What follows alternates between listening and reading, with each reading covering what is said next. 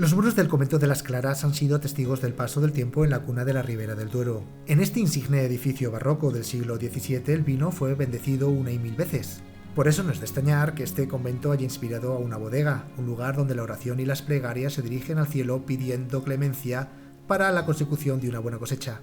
Detrás del proyecto de Convento Las Claras está José Carlos Álvarez, viejo joven conocido en la elaboración de grandes vinos, algunos con el sello de la Ribera del Duero. Él pone al servicio de la uva Tempranillo todos sus conocimientos en geología y estudio del suelo, viticultura y enología, extrayendo de la variedad su mejor expresión, lo que en lenguaje mundano significa hacer un vino elegante, sabroso y a la vez fino. Hoy nos acompaña en una cita con Ribera.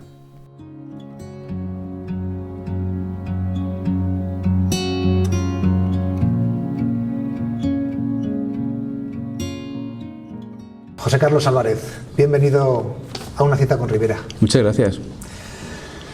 Vayamos al momento del origen de Convento Las Claras. Bueno, profesionalmente tienes una trayectoria ampliamente reconocida. De tus manos han salido algunos de los vinos más reputados de la denominación de origen. Exagero afirmando que has firmado casi todo lo bueno que se puede disfrutar de esta vida. Pero bueno, exagero porque te tengo, sabes que te quiero mucho, has sido mi profesor. Y me gustaría saber qué te lleva a fundar este nuevo proyecto. Bueno, pues primero es un reto, ¿no? Un reto cuando pasas de estar contratado a decir, me voy a echar la manta a la cabeza y voy a intentar transmitir todos los conocimientos que tengo de esta DO, que fue en la que empecé y en la que sigo tantos años, y a la cual he dedicado 15 años de mi vida a hacer una tesis doctoral, que es sobre los terroirs de Ribera del Duero, ¿no? Algo todavía bastante nuevo, no hay nada nuevo escrito, y entonces no podía mantener una linealidad de unas marcas ya puestas en el mercado de tiempo, ¿no? Que ya llevan su línea, sino que quería yo buscar esa línea que a mí me han transmitido los suelos y las viñas de Ribera durante tantos años, en consolidar un proyecto que es Convento de las Claras. Y eso era también que eres otro de esos locos que va buscando el vino perfecto. Hombre, la utopía es esa, ¿no? Buscar el vino perfecto. Pero yo creo que también es transmitir esa seriedad que tiene Ribera y ese vino que me gusta a mí al resto de la gente, al resto del mundo, ¿no? Es un poco, cuando vienen las visitas, pues hablamos muy poco de vino, pero siempre hablamos de Ribera del Duero. Siempre se habla de Ribera del Duero, de la zona de Soria, de la zona de Segovia, Valladolid, Burgos, de los diferentes suelos, del terroir, de la altitud, de los climas, de cómo no sabe igual una uva de Soria de una uva de Valladolid, de cómo dentro del mismo pueblo una ladera es diferente de un páramo, ¿no? Y esto es lo que voy a transmitir aquí, hacer vinos muy honrados, fundamentalmente, pero personales que sepan a Ribera. Hablabas de suelos. Se habla muchas veces, incluso a lo mejor demasiado, de los suelos. Calizos, arcillosos, arenosos, cascajos. Pero son cuestiones que a veces generan más ruido que señal para los aficionados. ¿Cómo explicar sencillamente el impacto de este factor en un resultado final, en un producto terminado? Mira, el error es hablar solamente de suelos, porque los suelos son iguales aquí que en otras denominaciones de origen. Me da igual hablarte de la cuenca del Ebro que del Tajo.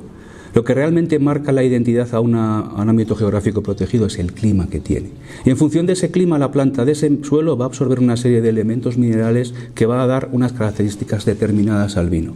Entonces, hay que hablar del concepto terroir, que es la variedad, que es el suelo y que es el clima. Y el clima es el que marca el efecto cosecha. El clima es el que nos dice políticamente si es excelente, muy buena, mala o patética. El suelo es el mismo, pero el clima es el que va cambiando. Esta identidad ribereña de la altitud que tenemos, estamos hablando de 800, desde 790 en Quinta y Onésimo hasta casi los 1000 que tenemos en San Esteban de Gormaz, va haciendo que en este curso alto del río Duero tengamos una particularidad por la altitud. De ahí que los parámetros olfativos de nuestra Tempranillo son diferentes de tempranillos de otras denominaciones de origen del curso más bajo del río o de otras latitudes hacia el sur de España, ¿no? Eso es un poco lo que a mí me gusta diferenciar, y hay que conjugar un suelo con un clima y con una variedad. Esas tres cosas es lo que se llama terroir y es lo que marca esa diferencia. Y mi trabajo aquí ha sido ir separando terroir, hacer diferentes vinos de diferentes viñedos y repetirlos año tras año para ver si ese efecto terroir es lineal y siguen teniendo esa personalidad cada uno de esos viñedos. ¿Y cómo crees que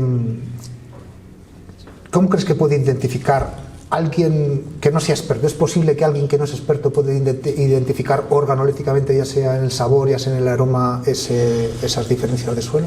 Bueno, mira, yo creo que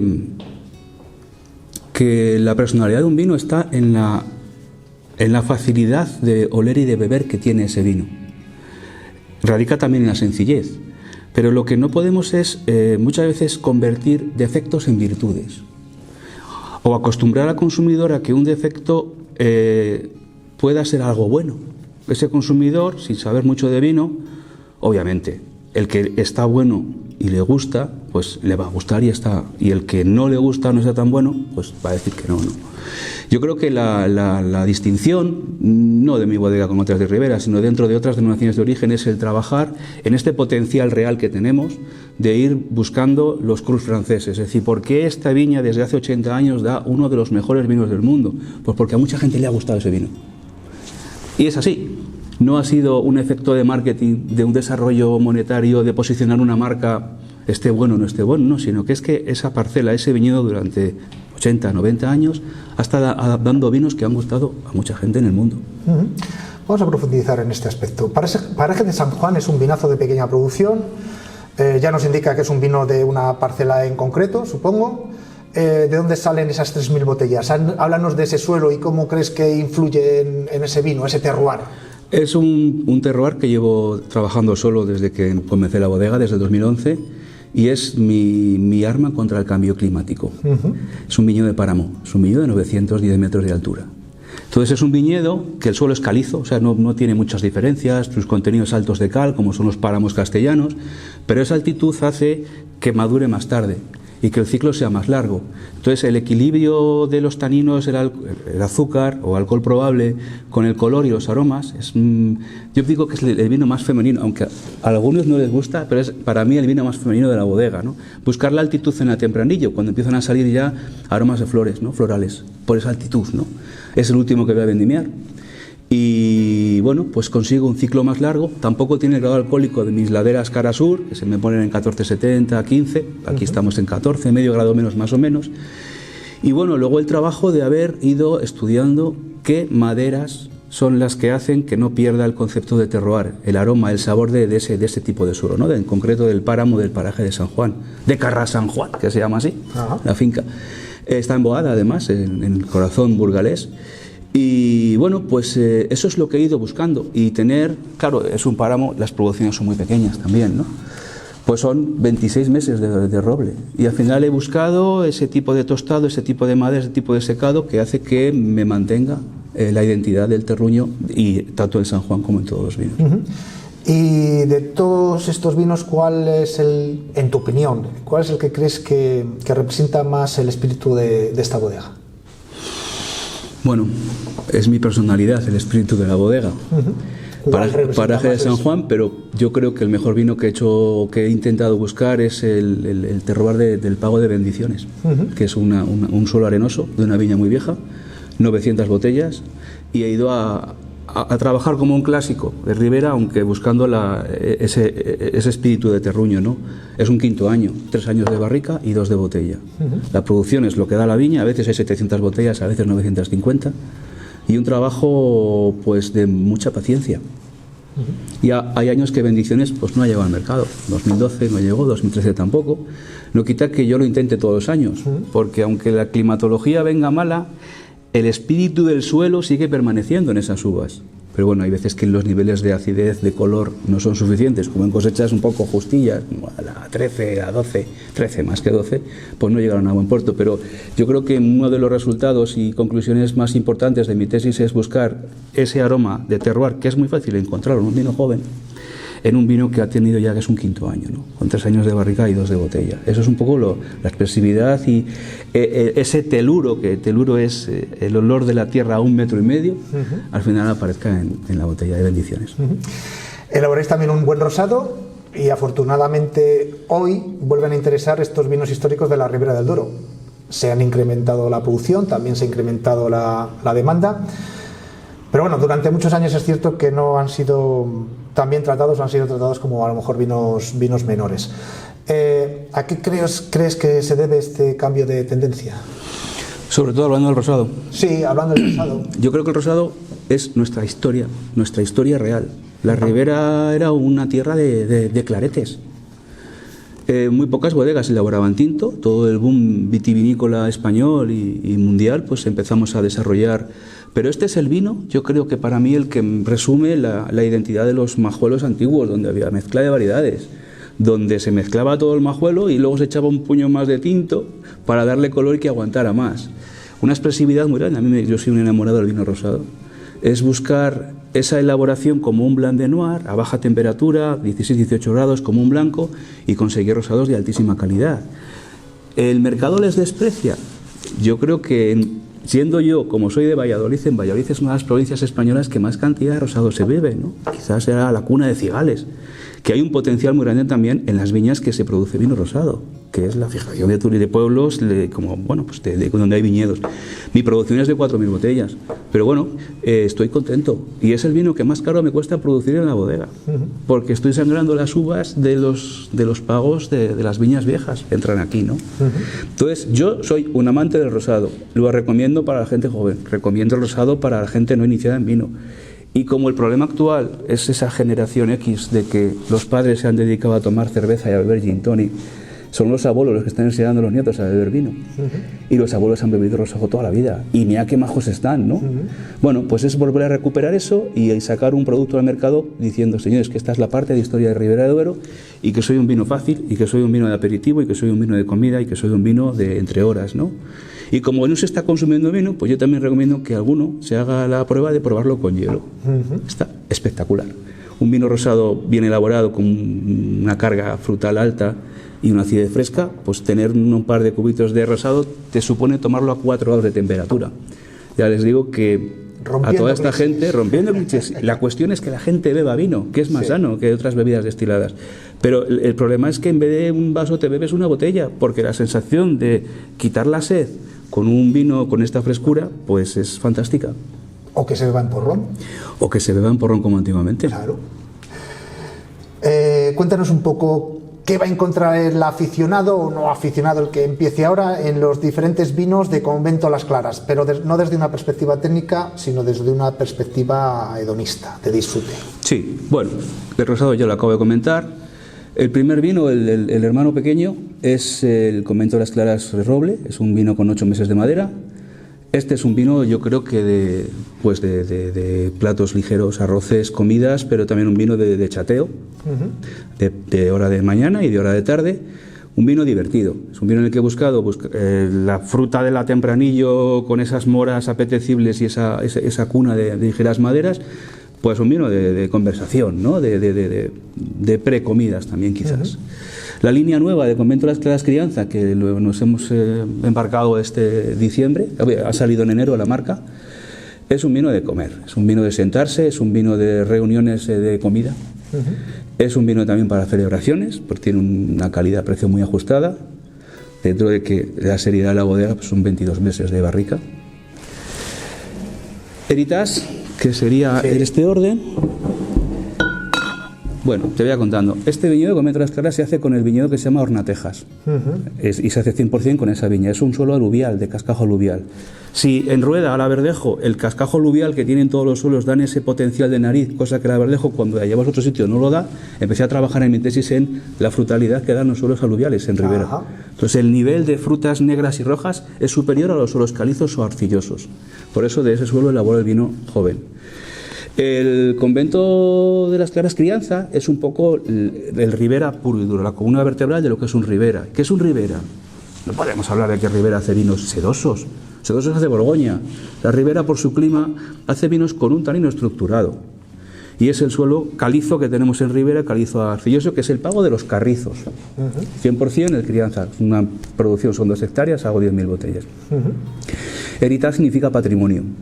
Patrimonio, que es la mezcla de los 3 suelos más importantes que yo creo que hay en Ribera para la producción de vinos y que da nuestra identidad, que son los suelos de páramo, que hay mucha viña plantada ya en páramo, los suelos arcillosos de arena, donde se plantaban las viñas viejas hace 70 años porque no crecía ni en centeno, que todavía mantenemos ese potencial de viña vieja, y el resto de ribera, que es el mayor porcentaje de suelos, que son los franco-arenoso-calizos. Los franco-arenoso-calizos marcan la identidad tánica de ribera, pero las arcillas marcan una identidad un poco más de color y de narices más negras como regaliz, y los suelos de altitud dan esa feminidad. Ese es el patrimonio de ribera para mí, Heritage. ¿Qué sería un vino más serio? Es un reserva, sale como reserva, es un tercer año, y bueno, es la mezcla de esos tres, ¿no? La estructura de ribera, el regaliz profundo y negro de las viñas viejas de Tempranillo, de los suelos arenosos, y esa elegancia que nos dan los páramos de altitud, mezclado todo ahí, ¿no? Un tercer año, sale como reserva. Paraje de San Juan ya es un vino de autor, es un vino que solo sale de la viña de Carra San Juan, y bueno, pues entre 26 y 28 meses, depende de la añada. La producción es de 3.000 botellas y sale al mercado al tercer año, como vino de autor con etiqueta genérica. Y por fin Bendiciones, que es, bueno, os puedo a lo mejor dar una primicia, a lo mejor Bendiciones, que lo estoy sacando por cosechas, me va a permitir juntar el terroir de diferentes cosechas, y igual me avanzo a hacer un vino de mezcla de añadas con Bendiciones. Producción es muy pequeña y me permite hacerlo. Sería un vino para hacer la ola ya. Bueno, esto está como los colores, a mí me gusta el verde y a ti te gusta el rojo, pues bueno, habrá siempre sus más y sus menos, pero bueno, intentaré ser un poco resumen de lo que es realidad, de juntar el clima con el suelo y con una variedad durante varios años. Bueno, yo no me puedo imaginar una visita a vuestra bodega sin que tú personalmente nos guíes. ¿En qué consiste vuestra propuesta enoturística? Bueno, aquí hacemos una visita muy divertida. También mis compañeros están muy formados. La visita es ver las instalaciones, y la hacemos íntegra prácticamente en la nave de barricas. En la nave de barricas están separados los diferentes viñedos, los diferentes terroirs de diferentes añadas. Como comprenderás, un vino con 22 meses, pues tengo solapadas dos cosechas. Y entonces el cliente que viene a hacer una visita a bodegas con ventoras claras, se le va a explicar el suelo, las características que ese suelo da a la vid y al vino, y va a poder captar y sentir los parámetros de cada uno de los tres terroirs que están en barricas, diferenciados. Y luego ya subimos aquí arriba. La visita dura una hora y cuarto. También depende también, pues eso, pues hay gente muy maja, hay gente que al final te lías un poco porque estás a gusto, y ya subimos aquí arriba y lo que hacemos es probar vinos en mercado. Ajá. Qué bien. Y luego, bueno, ya para terminar, ¿qué nos traerá en el futuro Convento de las Claras? ¿Tal vez algún vino blanco de Ladeo? De Ladeo, bueno, Ribera del Duero, algún albillo. Yo soy un enamorado del albillo, y uno de los quizá promotores hombre, muchas bodegas estamos yendo a Rueda a elaborar un vino blanco, y tenemos aquí una variedad que está por trabajar, está por estudiar, pero que hay bodegas que llevan 25 años elaborando albillo fuera de Ladeo, etcétera, ¿no? Y con resultados buenos. Bueno, vamos a esperar. ¿Cuál es el problema? Pues que ha sido como un poco muy pronto. Hay pocas plantaciones, hay poca uva de albillo realmente en la ribera para que podamos disponer de esa uva, enólogos, bodegas, etcétera. El cambio de mercados que va a dar el COVID-19 va a ser tremendo. Necesitamos resucitar un poco de todo para poder afrontar lo que nos va a venir. Entonces, salidas buenas, que tampoco es dar consejos, pero bueno, se puede reinjertar Tempranillo, y la producción de albillo va a ser en 2 años, no en 4, ¿no? Entonces, se pueden hacer muchas cosas. Tengo proyectos de blancos, elaboro blancos en otras denominaciones de origen. He elaborado albillos, muchos. Además, el vino de mi boda fue albillo, que yo elaboré afortunadamente en mis años que estuve dirigiendo la bodega experimental del Consejo Rural de Ribera del Duero. Y ahí empecé haciendo las primeras elaboraciones experimentales de albillo en el año 96. Cuéntame ese albillo. Y 97. Pues el albillo, pues entonces el Consejo tenía una viña experimental en La Horra y una bodega en Pedrosa de Duero. Sí. Y en la parcela experimental, que era un proyecto precioso, recuerdo que publicamos muchos artículos y tuvimos muchos proyectos de investigación, pues había muchas variedades de vid. No solo había Tempranillo, Cabernet, Merlot, Malbec, pues había Garnacha, había Syrah, había albillo, había Pirulés, otra variedad que mira, lo recomiendo que algún genio loco vuelva a recuperar variedades perdidas, ¿no? Que es nuestra Pirulés. Pirulés creo que lo está haciendo Jesús en Quirios. Pues puede ser, seguramente. Yo vamos, aconsejo que se vaya recuperando, que son variedades que no se pueden perder. Quirio, de verdad, Jesús está haciendo algo, sí. Y nada, pues allí elaboré Arbillo, pues 96, 97, 98 y 99, yo creo. Ya cuando pasé a la gerencia del Consejo Regulador en el 99, a la Dirección General, pues Agustín Alonso heredó la bodega y siguió con los proyectos que había. Y es una variedad que a mí me encanta porque es distinta a todas las demás, por un parámetro de descriptor que para mí es fundamental, que es el olor a pera. Ajá. A pera Williams, que es para mí lo que me huele el albillo de Ribera del Duero. En fermentación, sí, es así. Sí, bueno, exactamente. Bueno, pues eso es todo. Muchas gracias por concedernos Pues esta gracias entrevista. a vosotros, os animo a que no solo vengáis aquí, sino que hagáis Ribera, que luchéis por Ribera, que bebáis Ribera y que defendáis esta tierra, que está llena de buenas gentes en los pueblos, que hace que aquí los niños vayan al cole, tengan una calidad de vida muy buena, porque donde hay viñedos hay bodega y donde hay bodegas hay trabajo. Muy bien. Muchas gracias. A vosotros.